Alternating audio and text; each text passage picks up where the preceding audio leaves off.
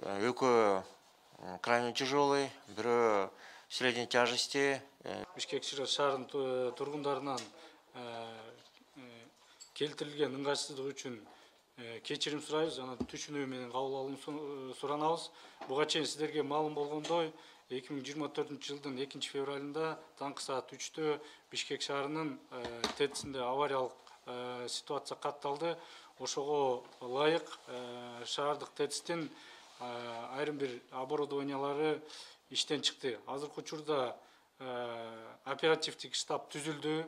Персонал Бишкек шаарынын ТЭЦ-тин персоналы, энергетиктердин жааматы авариянын себептерин аныктоо боюнча жана кесепеттерин жоюу боюнча ыкчам иштерди жүргүзүүдө. Авариянын кесепетинен сиздерге маалым болгондой 3 кызматкер жабыр тартты. Азыркы учурда ооруканада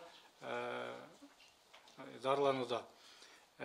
Андан сырткары Бишкек шаарынын жылуулук системасын сактап калуу максатында, тепловой режимди кармап калуу максатында айрым бир коммерческий объекттерге, социал мектептерге жана онлайн режими киргизилди, онлайн окуу режими киргизилди. Азыркы учурда Бишкек жылуулук электр тармактар ишканасы в режиме рециркуляция деп коет. Биздин термин менен ошол системада иштеп атат, чтобы система тоңуп калбаш үчүн ошондой ыкчам чараларга барууга муктаж болуудабыз. Мындан сырткары электр энергия менен камсыздоодо, калкты керектөөчүлөрдү камсыздоодо эч маселе болбойт. Үзгүлтүксүз электр энергия берилет. Азыр кыскача жалпы маалымат ушундай. Азыр биз өзүбүз ошо ТЭЦ-тен келдик. Авария болоор замат баардык күч, баардык персонал, МЧСтин персоналы, ТЭЦ-тин персоналы, бул энергетиктердин жааматы жеринде иштерди алып барып атышат. Биз ойлойбуз, болушунча кыска мөөнөттө системаны кайра калыбына алып келип, Бишкек шаарынын жылуулук системасынын өз калыбына алып келебиз деп. Авария кайсы бөлүгүндө болду? Болжолду бизде болжолду маалыматтар боюнча котельный цехте болду, 14-cü котелдо катталды деп маалымат болуп атат. Азыр мунун так маалымат болуш үчүн комиссия иштеп атат. Комиссиянын ишинин жыйынтыгы менен себептери аныкталып, кошумча маалымат берилет.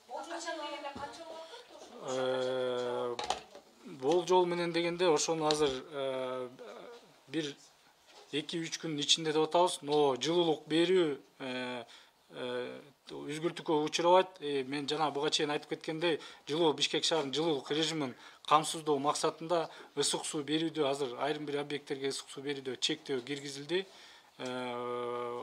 Ушуга байланыштуу дагы бир жолу шаардыктардан суранып кетмекчибиз. Келтирилген ыңгайсыздыктар үчүн кечирим сурайбыз жана түшүнүү менен кабыл алууңуздарды өтүнөбүз. Тез жардам станцияга 3:20 эртең мененки саат 3:23 мүнөттө 3 саат 23 мүнөттө түштү вызовдор. 5 пострадавший болду. Арасынан 3-өө экөө крайне тяжелый, бирөө средней тяжести, экөө удовлетворительном состоянии относительно болуп туруп, 3-өө жаткызды больницага, экөө отказ беришти, госпитализацияга үйгө кетишти да, бирок жардам алышты.